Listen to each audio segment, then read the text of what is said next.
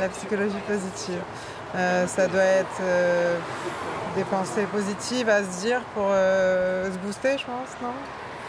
La psychologie positive, pour moi la psychologie ça doit être positif. Enfin, si on rajoute à positive à psychologie, pour moi du coup c'est une psychologie qui restaure l'individu, qui lui apprend à dépasser ce qu'il a à dépasser. Je pense que c'est d'essayer d'aborder un peu tous les sujets de façon positive et non négative, d'essayer de toujours tirer, de voir les avantages, de voir les forces plutôt que les faiblesses. Voilà, donc un peu toutes les situations, tous les contextes. Je pense que c'est dans le vocabulaire qu'il faut employer lorsqu'on explique les choses, employer des termes positifs, ne pas être dans la négation, plutôt dans l'affirmation. La psychologie positive, elle part d'un constat, c'est-à-dire que pendant, disons, plus d'un siècle d'existence de la psychologie, elle s'est surtout intéressée aux troubles psychiques et aux moyens de les résoudre, ou du moins de les atténuer. Ce qui était une très bonne intention, évidemment, au départ, puisque des gens souffrent psychiquement et c'est important d'essayer de soulager ces souffrances. Mais à partir de là, il y a une sorte de déviation, on pourrait dire, dans le sens que finalement, c'est devenu pratiquement la préoccupation essentielle de la psychologie, les troubles psychiques et les psychothérapies. Ce qui quand même élimine beaucoup d'autres éléments, et en particulier tout ce qui va bien. Et donc c'est pour cela que des psychologues se sont dit on va développer cet autre aspect de la psychologie. Alors ça a surtout commencé, je dirais, au tournant du millénaire, et en particulier avec l'action d'un psychologue américain qui s'appelle Martin Seligman, professeur à l'université de Pennsylvanie, qui d'ailleurs a été longtemps spécialiste mondial de la dépression et qui s'est tourné vers l'optimisme, avec différentes choses. Et puis ça s'est un peu répandu dans différents pays du monde, dans le monde entier maintenant. La France, j'étais un des acteurs qui a permis cela à la fin des années 2000. Et en gros, il y a quelque chose d'important à mon avis. Une définition qui est devenue assez classique maintenant, qui consiste à dire c'est l'étude scientifique des processus et conditions qui permettent le développement optimal des individus, des groupes et des institutions. Alors, il y a plusieurs éléments importants, j'aurais surtout insisté sur deux. D'abord, l'étude scientifique, ce n'est pas seulement des belles idées, mais c'est aussi, une fois qu'on a des idées, essayer de voir si ces idées sont valides, donc c'est testé par des études empiriques. Testées, donc confirmées ou invalidées. Voilà. Donc c'est des belles idées, mais qui après vont faire l'objet de recherches. Et deuxième élément important à mon sens, c'est la fin de la définition que je viens de donner, le développement optimal des individus, des groupes et des institutions. Aujourd'hui, la psychologie positive se diffuse pas mal, et on a tendance parfois dans les médias à la réduire à la psychologie du bonheur. Or, c'est beaucoup plus que ça. Si vous prenez par exemple, si je dis les individus, bon, le bonheur est un des thèmes, mais l'optimisme, la motivation, la résilience, le sens de la vie, qui peuvent avoir un lien avec le bonheur, mais qui sont quand même des thèmes différents. Et puis il y a le deuxième niveau, des individus, des groupes. Les groupes, ça commence à deux, l'amour, l'amitié, puis plus largement des thèmes comme l'empathie, la coopération, la confiance en l'autre, la bienveillance. Et j'ai dit des institutions, et là il y a un troisième niveau qui m'intéresse particulièrement, c'est comment la psychologie positive, appliquée finalement dans des institutions, pourrait avoir un impact.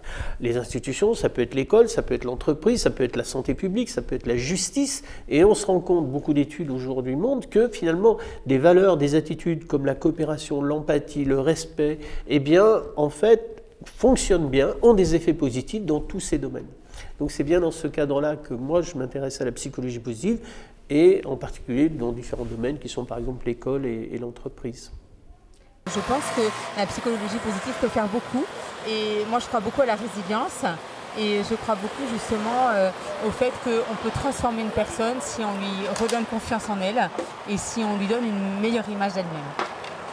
J'ai fait une thèse de psychologie sur la résilience qui est un des thèmes de psychologie positive.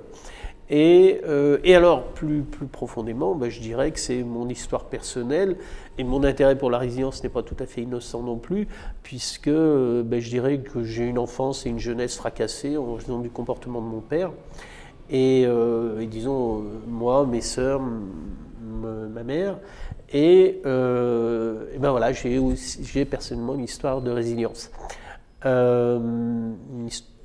Et je suis moi-même devenu un jeune violent, voire j'ai failli passer à l'ultraviolence, disons, quand j'étais jeune. J'ai failli tuer un élève au cours d'une bagarre, quoi. Et donc, voulu entrer dans des groupes terroristes, donc c'est pour donner une idée de mon parcours. Et évidemment, cet acte que j'ai commis, je n'en suis pas fier aujourd'hui, mais ce que je veux dire, c'est qu'après, j'ai rencontré des gens qui ne connaissaient pas mon histoire, par hasard, et qui me regardaient avec un regard bienveillant, alors que, comment dire, j'avais été prédit comme un jeune irrécupérable, aussi bien sur le plan scolaire que sur le plan des comportements sociaux, comme très violent. Et voilà. Et depuis, je dirais que je suis plutôt peace and love, on dira. Et en tout cas, donc j'ai eu un parcours complètement différent de celui qui m'était prédit. Ce qui veut dire que j'ai une conviction profonde, c'est que l'être humain, même apparemment les pires personnes peuvent évoluer. J'ai notamment travaillé avec des jeunes dans des centres, dans des foyers, des jeunes en grande difficulté. Et c'est vrai, je me qualifie parfois d'irréductible optimiste, que ce soit sur les individus, que ce soit sur la société, mais ce n'est pas un optimisme béat, c'est un optimisme lucide. Je suis parfaitement lucide sur les capacités de l'être humain à produire des actes de violence. J'en ai été moi-même la victime. Et donc, mais je sais aussi que tout peut changer dans certaines circonstances. Lorsque j'ai rencontré le concept de psychologie positive, ça correspondait complètement à ma vision du monde et de l'être humain. Que la France est un peu à la traîne comparée aux États-Unis et aux pays du Nord. Par rapport aux US, je pense que les gens sont beaucoup plus dans une dynamique positive, toujours aller de l'avant. L'échec n'est pas un problème, donc on avance. Je pense que si ça correspond à ça, je pense qu'effectivement les US sont en avance sur la partie européenne. Le français, à la base, il est hyper grincheux et il se laisse complètement absorber dans cette ambiance délétère, où tout va mal, où tout est négatif. Okay. C'est dans l'ADN du français. Les États-Unis, oui, sont les Américains, enfin j'ai vécu aux États-Unis, ils sont très prompts à souligner ce qui est positif, à souligner les compétences des gens, à souligner leurs forces, à souligner, à s'encourager les uns les autres, voilà, et même à se dire voilà, on va y arriver, on peut le faire, tu peux le faire, il n'y a pas de souci. Ils ont un côté beaucoup plus positif, beaucoup plus pragmatique et un pragmatisme très positif justement, effectivement. À l'école, au collège et au lycée, on pratique la psychologie positive et je pense qu'on fait des progrès. La psychologie positive se diffuse en France, mais certainement à un rythme moins rapide que dans d'autres pays. Moi, je trouve ça moi je suis plutôt optimiste encore une fois, parce que je dis que nous avons une marge de progression plus importante que les États-Unis, par exemple. Effectivement, la France, eh bien, il y a une sorte de culture de satisfaction du négatif, voilà. Et alors, pourquoi ça, je ne saurais trop le dire, mais c'est un fait. C'est pour ça qu'on a effectivement un petit peu plus de difficulté à faire passer le message. Et parfois, je dirais, on est qualifié de doux rêveurs, doux utopistes, ou bien, de gens qui ne s'intéressent pas aux problèmes sociaux, qui s'intéressent à l'individu. Ce qui est exactement faux, puisque, en tout cas, pour ce qui me concerne et d'autres personnes, nous sommes très sensibles à ces thèmes. Prenons l'exemple de l'école. On sait aujourd'hui, par exemple, que l'apprentissage coopératif, la coopération étant un thème de psychologie positive, évidemment, eh bien l'apprentissage coopératif a de bien meilleurs résultats que l'apprentissage compétitif, que ce soit en termes de résultats scolaires, mais pas seulement, en termes d'ambiance dans la classe, de respect des jeunes, de respect des enseignants et de sentiment d'estime de soi. Et d'apprentissage de la citoyenneté, tout simplement. Et donc, voilà, ça c'est un exemple. Si vous prenez, par exemple, dans le domaine de la justice, moi je me suis beaucoup intéressé à un thème qui s'appelle la justice restauratrice, très différente de la justice pénale. En justice pénale, finalement, qu'est-ce qu'on fait? Il y a 3 éléments qui vont se passer dans un tribunal qui sont, quelle est la faute commise, qui a commis la faute, quelle est la juste sanction à appliquer à l'auteur. En justice restauratrice, on s'intéresse surtout à la victime et aux moyens de permettre à la victime de se reconstruire psychologiquement. Et on sait aujourd'hui, toutes les études de victimologie l'ont montré, que finalement la première attente des victimes, ce n'est pas la sanction, voire la vengeance, c'est de pouvoir se reconstruire et surtout pour cela, d'entendre l'auteur des actes regretter, demander pardon pour les actes qu'il a commis, la gravité des actes. Or, en justice restauratrice, on fait se rencontrer l'auteur et la victime dans des conditions de sécurité psychologique et matérielle et physique, évidemment, maximales, mais l'auteur est invité à reconnaître la gravité de son acte. C'est exactement l'inverse en justice pénale, où il est incité c'est les droits de la défense, il est incité à se défendre.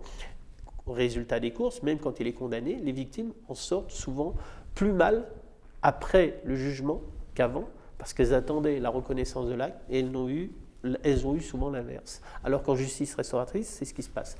Résultat des courses, en justice restauratrice, les taux de satisfaction sont pour les victimes d'environ 85 à 100% et en justice pénale de 15%. Et le taux de récidive des agresseurs, puisqu'ils ont reconnu la gravité de leur acte, le taux de récidive est nettement inférieur en justice restauratrice. Voilà, c'est un exemple. Et là, on mise sur quoi? Sur un autre concept de psychologie positive, qui est l'empathie, la capacité de l'auteur d'avoir de l'empathie pour sa victime.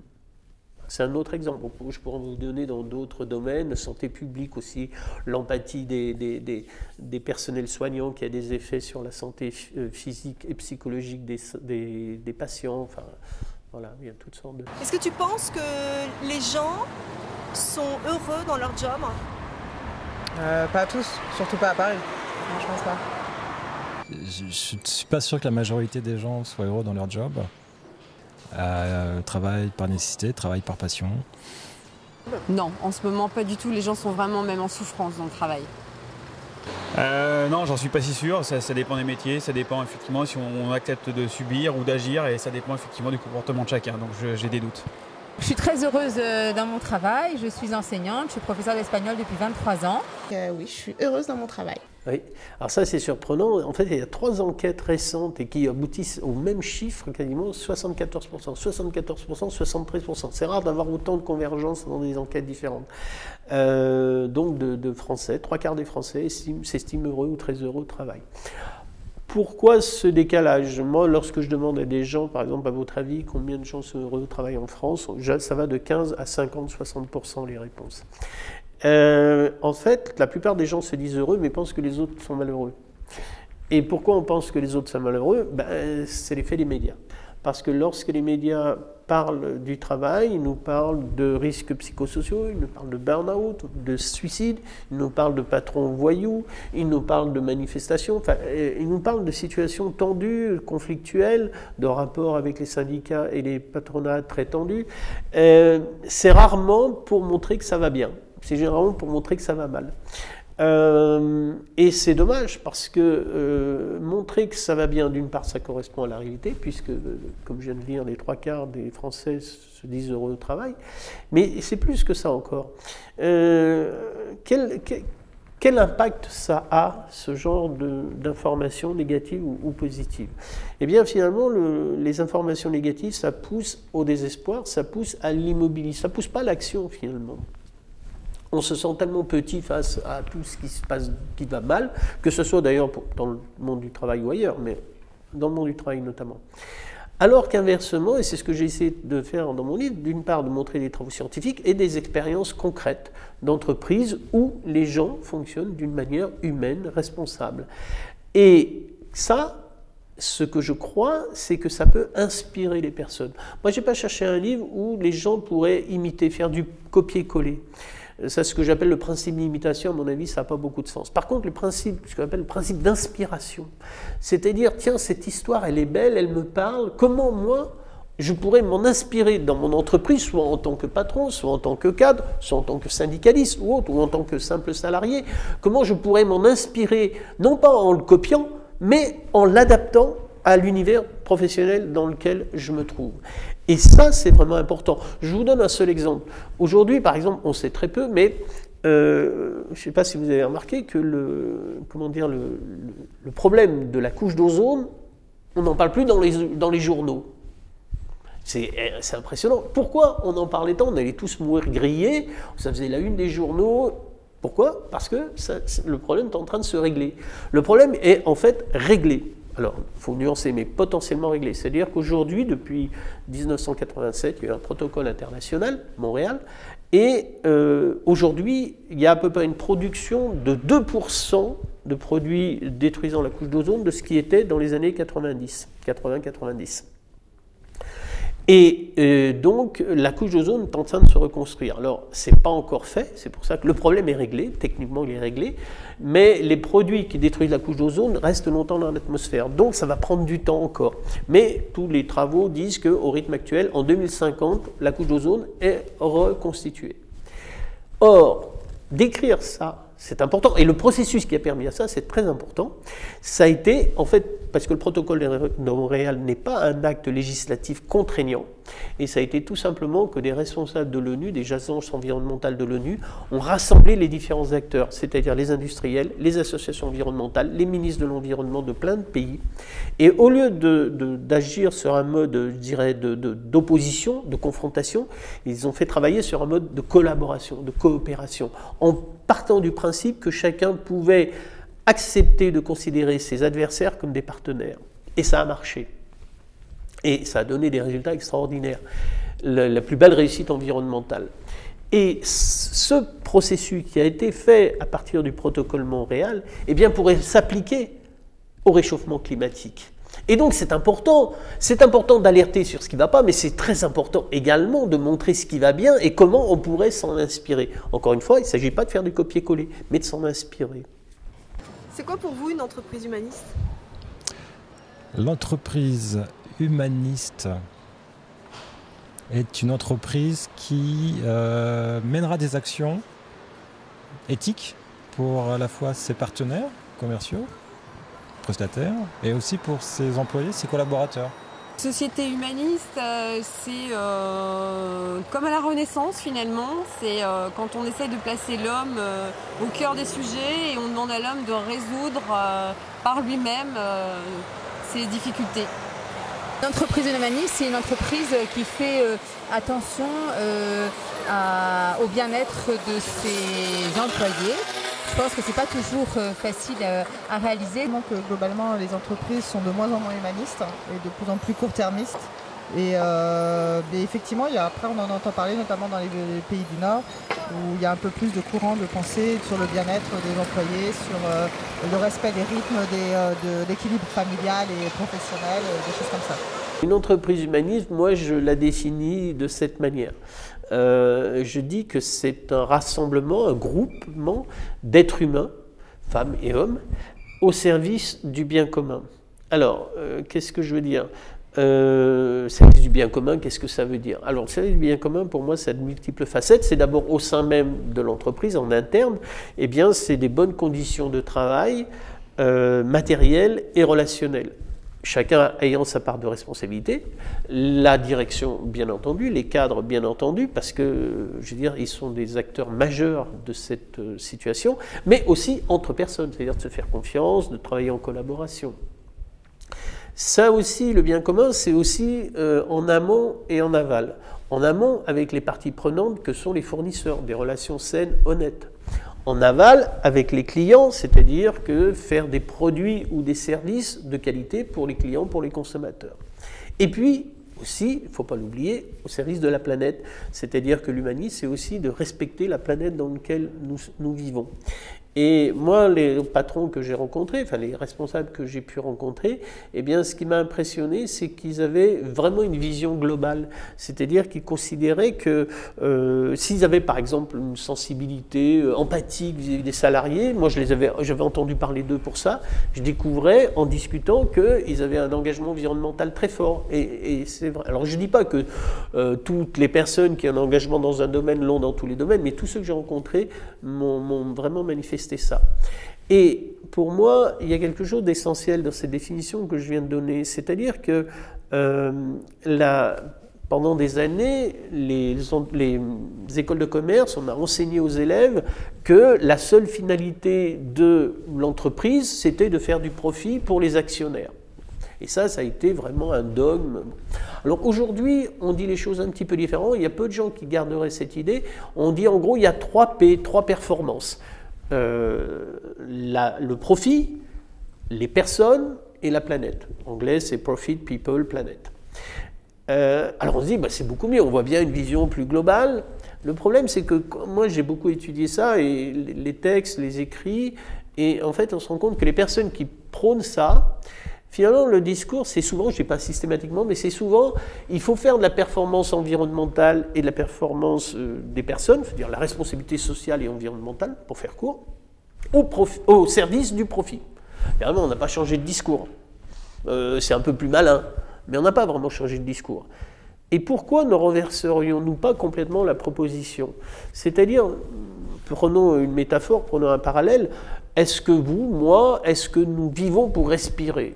Non, nous respirons pour vivre. Donc il ne faut pas mélanger la fin et les moyens. Eh bien, c'est la même chose. C'est-à-dire que je crois qu'on se trompe en considérant que le profit est une fin et que les personnes et la planète est un moyen, la responsabilité sociale et environnementale sont des moyens pour atteindre cette fin. Il faut renverser complètement et dire que le profit est nécessaire. Enfin, une entreprise ne peut durer que si elle gagne de l'argent. Certes, c'est le critère de sa durabilité, mais c'est en fait un moyen au service d'une fin, qui est donc le bien commun, c'est-à-dire l'action vis-à-vis des personnes, l'intérêt, la responsabilité vis-à-vis des personnes, et aussi la responsabilité vis-à-vis de la planète. Ce qui est intéressant, c'est que les différents patrons avec lesquels j'ai discuté, que ce soit dans les services ou de l'industrie lourde, qui ont vraiment une vision humaniste, sont entièrement d'accord avec cela. Et j'ai eu l'occasion de présenter cette vision à des jeunes dans des écoles de commerce, voilà, des business schools, eh bien, beaucoup sont entièrement d'accord. Et je crois que ça, c'est très important. Si demain, les jeunes qui sont les futurs patrons, eh bien, intègrent cette vision de l'entreprise comme responsable socialement, comme étant sa finalité, eh bien, ça peut vraiment beaucoup changer le monde de demain. C'est pour ça d'ailleurs que j'ai intitulé le sous-titre de mon livre « Les entreprises humanistes, comment elles vont changer le monde ». Parce que cette nouvelle génération, en laquelle j'ai une immense confiance, des jeunes des écoles de commerce, eh bien, elles vont changer le monde. Elle va changer le monde, cette génération. Elle est déjà en train de le changer d'ailleurs.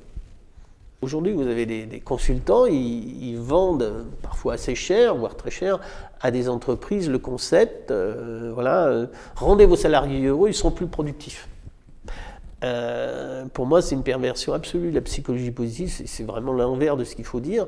Et en plus, c'est aberrant parce que c'est problématique éthiquement et c'est inefficace concrètement. Tout simplement parce que c'est d'abord, il y a deux erreurs pour moi. Il y a d'une part l'erreur vis-à-vis des patrons, c'est considérer, parce que c'est ce qui m'a été dit, il faut bien parler aux patrons de ce qu'ils peuvent entendre. Mais moi, ce que je me suis rendu compte, c'est qu'il y a plein de patrons qui peuvent entendre autre chose et qui sont même en demande d'un autre discours. Il ne faut pas réduire les patrons à simplement des gens uniquement intéressés par l'appât du gain.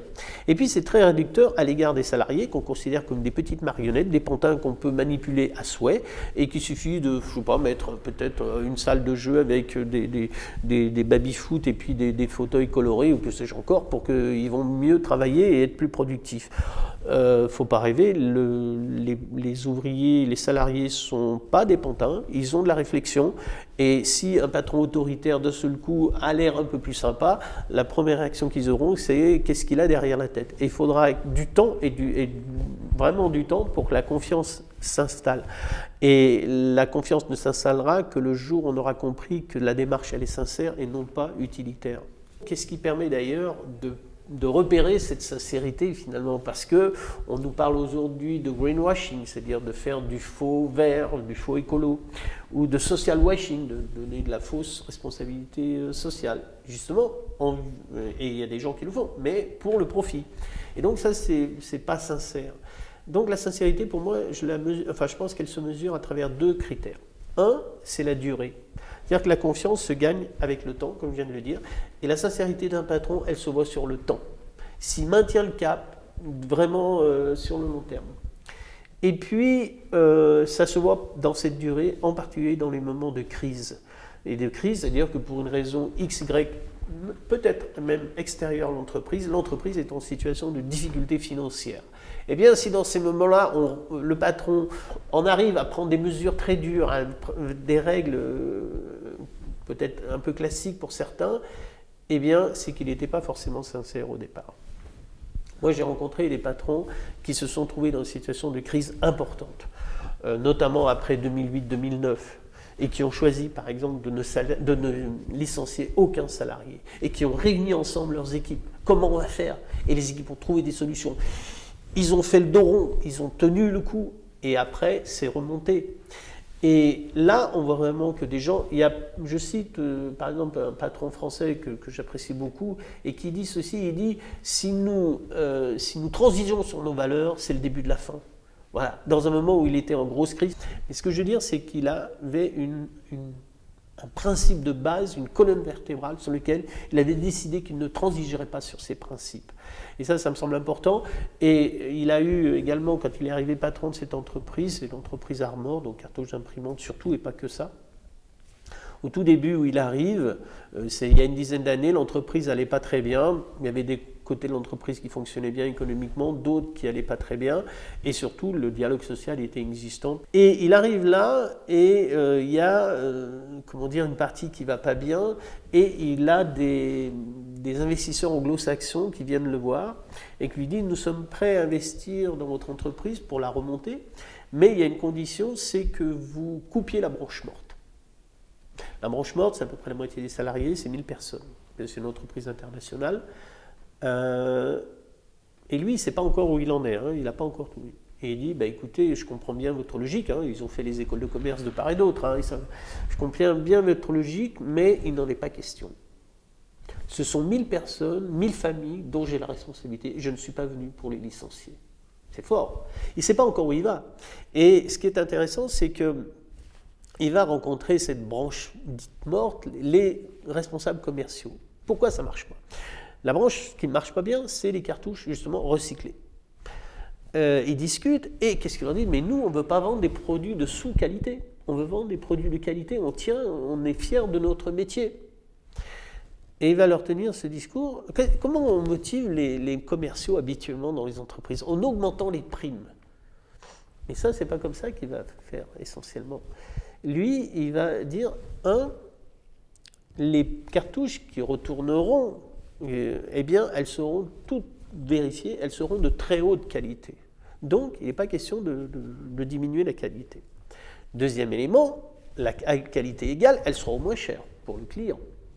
Mais troisième élément, vu que c'est des cartouches recyclées, ça aide à sauver la planète. Et à partir de maintenant, non seulement les cartouches seront recyclées, mais en fin de cycle, parce qu'à la fin, des fois, si c'est du plastique, ça part quand même dans les trucs non recyclables.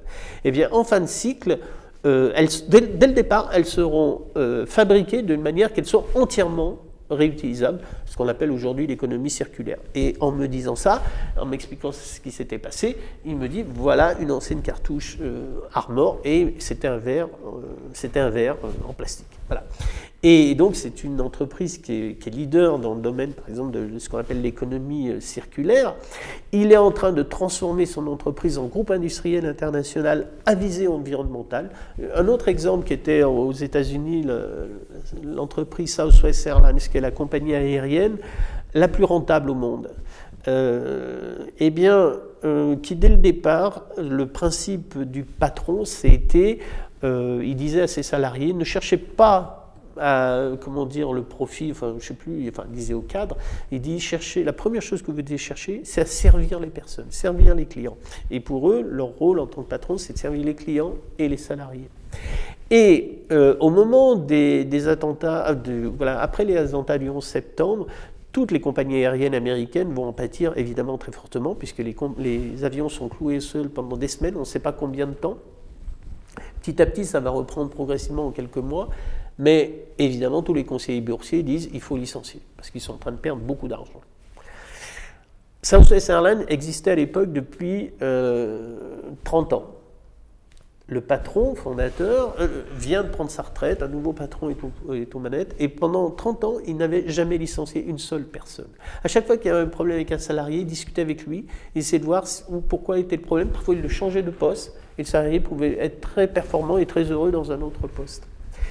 Et je précise aussi que c'est la compagnie qui a le moins d'accidents, qui n'a aucun accident mortel, et qui a les normes de sécurité reconnues les meilleures au monde. Et donc, Southwest Airlines, ils n'avaient jamais licencié, mais là, on leur conseille de licencier. Ils vont décider, ils vont dire, le nouveau patron, Jim Parker, va dire, nous n'avons jamais licencié, nous ne licencierons pas. À ce jeu-là, Southwest Airlines perd $1 million par jour. C'est énorme. Mais ils ont décidé d'appliquer un principe éthique fondamental. Et ils disent « we take care ». Nous prenons soin de notre personnel. Comme Hubert de Boisredon a dit, j'ai la responsabilité de ces familles. C'est la même chose. Et, eh bien, la crise va passer, les avions vont pouvoir redécoller. Finalement, c'est l'entreprise qui va s'en sortir le mieux, au point que dès février 2002, donc quelques mois seulement après, le patron annonce qu'ils vont recruter, alors qu'ils n'ont pas licencié, ils vont recruter 3 à 4 000 personnes dans l'année. Ils ont d'autres entreprises qui avaient licencié, eh bien, ne pouvaient plus assurer certains vols, et c'est eux qui ont pris la relève. Et ils ont recruté des personnels qui venaient d'autres entreprises, qui étaient très contents, puisqu'ils savent très bien comment fonctionnait Sawassaline, très heureux de rentrer dans cette entreprise. Et donc, ce sont des personnes qui font des choix éthiques, fondamentaux, vis-à-vis des personnes et vis-à-vis de la planète, et qui ne dérogent pas à leurs convictions. Tous ceux qui fonctionnent comme ça, est-ce que les médias nous en parlent ? Ça, c'est la première remarque. Maintenant, c'est que précisément, donc il y en a déjà plus qu'on ne le pense. La deuxième chose, c'est que plus on en parlera, plus il est probable que les personnes pourront s'en inspirer. Et la troisième chose, c'est aussi ce que j'ai dit tout à l'heure, c'est que les nouvelles générations qui montent dans les écoles de commerce, eh bien, tiennent beaucoup, n'acceptent plus ce dogme selon lequel l'entreprise elle est là pour faire du profit. Ils considèrent que c'est une aberration, la plupart. Et donc, ils veulent que leur entreprise qu'ils dirigeront demain soit utile au monde. Et je considère que la génération qui monte est une génération formidable, et en particulier ce qu'on appelle la génération Y, la génération Z. Pourquoi ? Parce que, alors on dit des fois, oui, ils sont individualistes, je ne sais pas quoi. Non, c'est faux, il y a peut-être de l'individualisme, mais il y a surtout le fait qu'ils ont, cette génération, par les réseaux sociaux, a été baignée dans l'esprit du partage. Et moi, je vois les étudiants d'aujourd'hui, quand ils ont des mémoires à faire, ils se transmettent leurs devoirs et ils se les corrigent avant de les donner. C'est pas de la triche, c'est de l'amélioration. C'est vraiment différent. Ils apprennent, donc tant mieux. Et ils sont habités par cet esprit de collaboration. Moi, je vois, j'ai des grands enfants, enfin des jeunes adultes comme enfants, et ils fonctionnent comme ça. Eh bien, cet esprit-là va se transmettre dans les entreprises, va faire bouger les entreprises de demain. Et bien sûr qu'il y a des résistances, bien sûr qu'il y en aura. Maintenant, est-ce que la perfection est de ce monde ? Je ne le crois pas. Mais ce n'est pas parce que la perfection n'est pas là que le progrès ne sera pas là non plus. Personnellement, vous savez, il y a une... Par exemple, vis-à-vis de l'environnement, il y a une prise de conscience, mais vraiment des entreprises locales ou multinationales, qui est de plus en plus important. Et ce n'est pas seulement de l'image, encore une fois, ce n'est pas le greenwashing, c'est de la réalité. Et en plus, même ce qu'on appelle le greenwashing, le social washing, est extrêmement dangereux parce que justement, en raison d'Internet, de la circulation de plus en plus facile de l'information, ça devient très, très dangereux. Une entreprise qui est surprise à annoncer des résultats verts et qui ne le fait pas ou qui ment, vaut mieux rien faire, rien dire que d'annoncer des choses fausses. Donc c'est très dangereux, donc même pour des raisons stratégiques. Mais il y a quelque chose qui est très intéressant. Tout à l'heure, je vous parlais de l'ozone. Eh bien, on sait peu, par exemple, que les associations environnementales sont passées, en quelque sorte, grosso modo, par 3 étapes vis-à-vis du monde industriel. Une première étape, ça a été, je dirais, du lobbying législatif. C'est-à-dire d'essayer de pousser les parlements à dicter des lois les plus contraignantes possibles. Il y a eu des résultats, mais qui n'étaient pas à la mesure des attentes. Alors, deuxième stratégie, toujours une opposition de type frontal, c'est de l'appel au peuple, en quelque sorte, les boycotts, voilà, comment dire, ne pas consommer tel produit parce qu'il se passe telle chose dans tel pays. Certains résultats, certes, mais pas aussi intéressants qu'on croyait. Et là, ce dont les médias parlent peu aussi, c'est qu'en fait, à l'échelon mondial, les grandes associations internationales de protection de la nature et des multinationales de l'autre côté sont en train de s'associer parce que les écolos, ils ont une capacité d'alerte, de sensibilité. Mais qui peut répondre après ? Qui a les moyens de transformer les pratiques industrielles ? Ce sont évidemment les industriels. Et les industriels s'associent aux environnementalistes pour améliorer le monde. Et ça, mais à des échelles énormes dont on ne parle pas, mais c'est absolument colossal. Et ça, c'est vrai pour l'environnement, c'est vrai pour la pauvreté, enfin le problème, le développement, comment dire, et la santé dans le monde, en particulier dans le Sud. Je cite quelque chose, par exemple, c'est une entreprise, les laboratoires Merck, qui sont une entreprise donc pharmaceutique, qui ont été dirigés pendant un temps par un médecin, et à un moment, les laboratoires Merck, ils travaillaient, ils avaient un produit phare de médecine vétérinaire vis-à-vis des...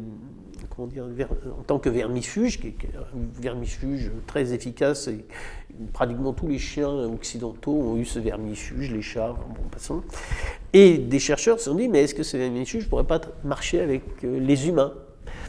Et il y avait un problème, si on regarde ça du point de vue strictement, comment dire, financier, c'est que, enfin, pour les êtres humains, mais pour une maladie bien spécifique, qui s'appelle la cécité des rivières, qui est générée à travers elle passe à travers un ver.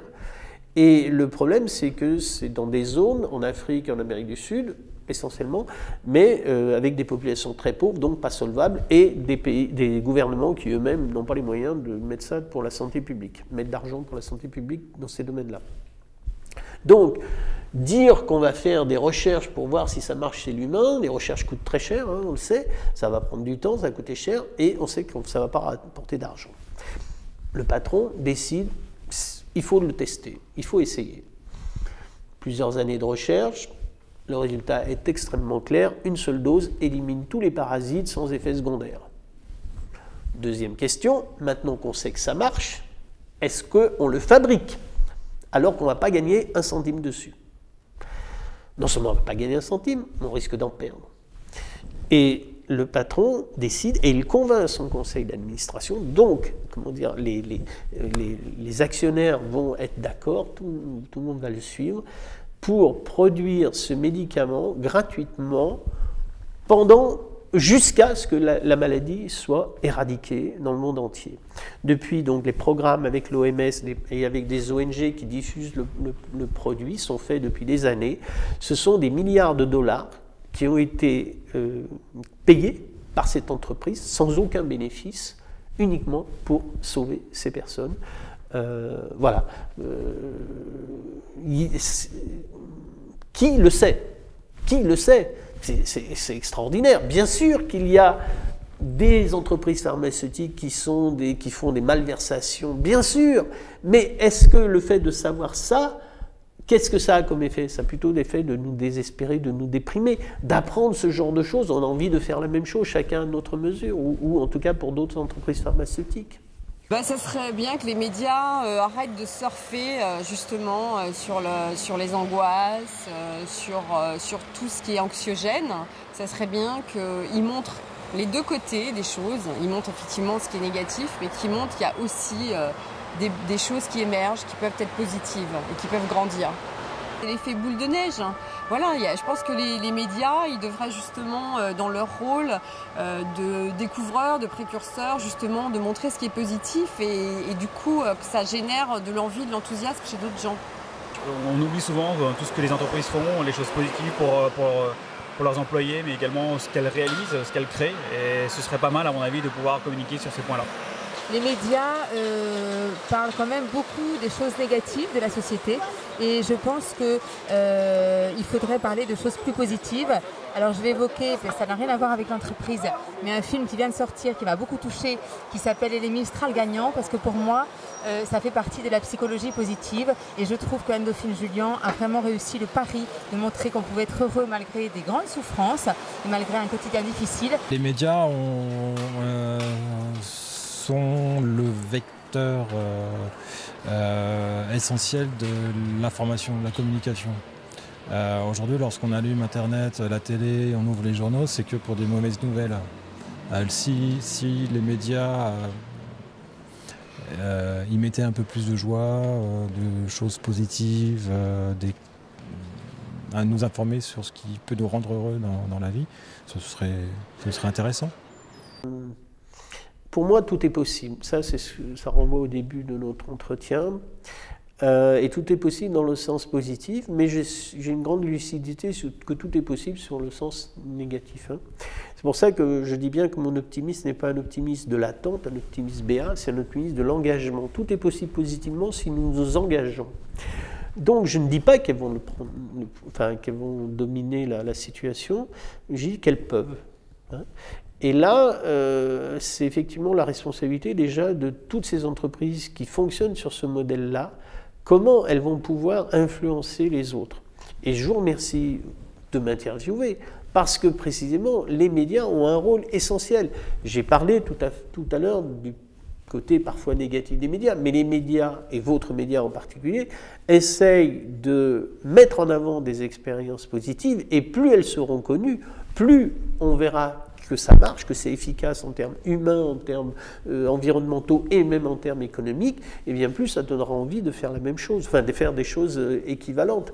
Et donc, peut-être, et c'est ma conviction, en tout cas, enfin peut-être qu'elles vont pouvoir être les principales dans le monde. Personnellement, je dirais au-delà du peut-être, je suis convaincu que ça sera le cas dans quelques années.